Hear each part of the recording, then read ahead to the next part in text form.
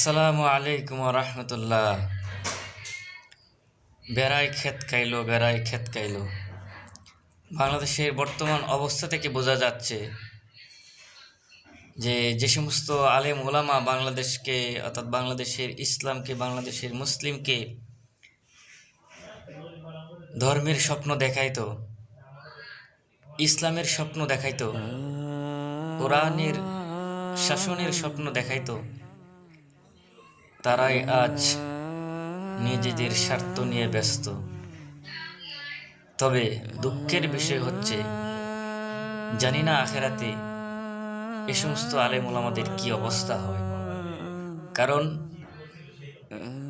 এ সমস্ত আলেম ওলামাদের কথার উপর ভিত্তি করে অনেক মানুষ জীবন দিয়েছে, অনেক মা তার সন্তানকে হারিয়েছে, অনেক পিতা তার পুত্রকে হারিয়েছে।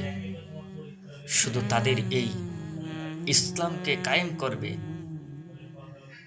ইসলামের হুকুমতকে কায়েম করবে, বাংলার জমিনে ইসলামকে প্রতিষ্ঠিত করবে, এই দৃষ্টিভঙ্গি প্রচার করার মাধ্যমে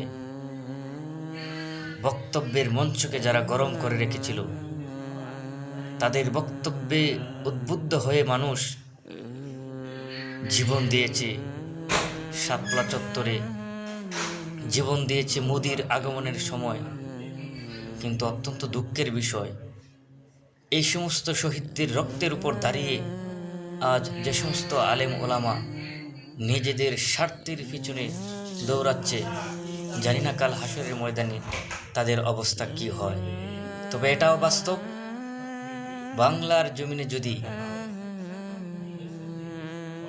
এইবারের মতো ইসলাম প্রতিষ্ঠিত না হয়, সেটা যার মাধ্যমেই হোক না কেন, যে দলের মাধ্যমেই হোক না কেন, যদি না হয় তাহলে বাংলার জমিনে ইসলাম প্রতিষ্ঠিত হওয়া অনেকটা পিছিয়ে যাবে। তবে এখানে সবচেয়ে দুঃখ, ঘৃণা এবং